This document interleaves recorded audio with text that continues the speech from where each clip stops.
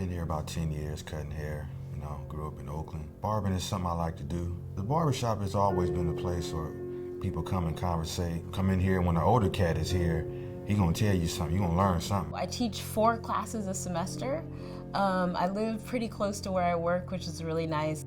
There's so many things that bring me joy in my work. I feel like teaching requires like all of you, and I'm always learning.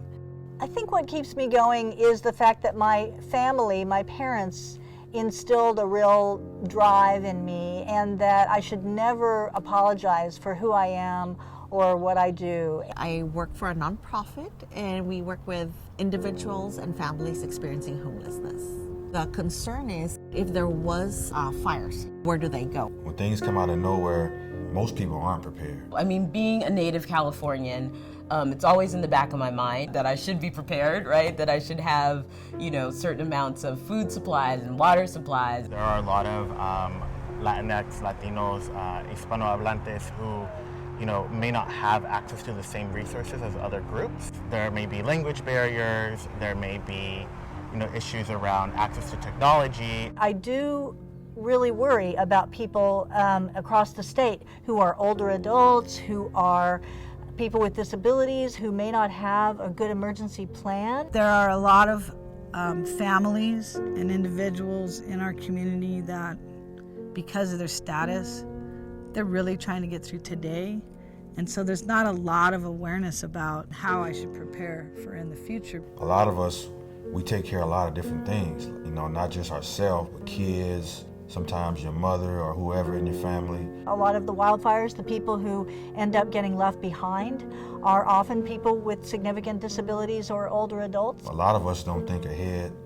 Sometimes it's because of our situation. I know for myself, I'm not thinking about the bottled water that I'm supposed to be buying and the go bag that I'm meant to have, and I know the go bag's supposed to have like some money in it, some cash in it. I try to get prepared best I can, try to save money and all of that, but of course it'd be hard. But I absolutely live paycheck to paycheck. I also recently finished graduate school, and so now I am just digging myself out of just the nominal credit card debt. You're in a very rural community, large parcel sizes. It's a severely disadvantaged community. But I don't have nothing really prepared as far as food set aside, water, and all of that. We're definitely slighted when it comes to disaster preparedness and emergency management. How many community programs have you ever seen in any inner city that talk specifically about disaster preparedness? People with disabilities have a centuries-long history of being institutionalized. They fear going into nursing homes. They're no longer in the community. They're no longer independent. Filipinos who lived in the Philippines, they are used to earthquakes. The concern or the preparedness mentality, it's like, oh, yeah, I've lived through many earthquakes.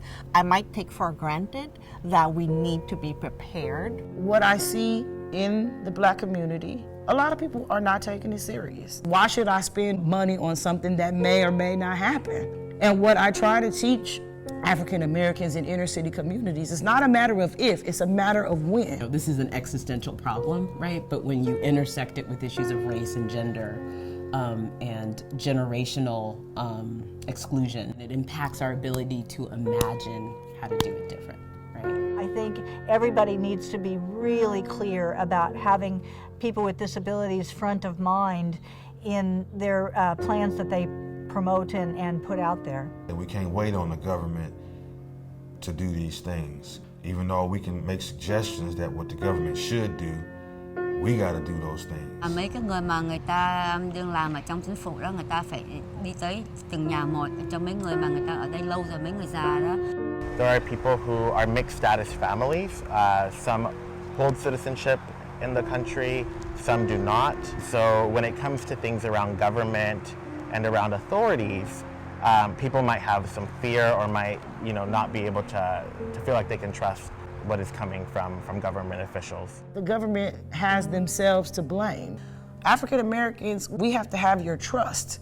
And in the past, we don't trust police. We don't trust government because we don't get the benefits of what the government has to offer. I think it has to be a willingness on both sides.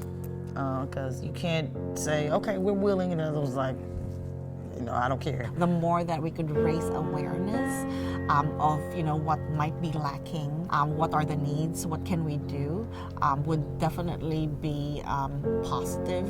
I think you have to believe in a kind of futurity for yourself to prepare for the future. I'm very hopeful. I always look for the best, and I'm starting with me.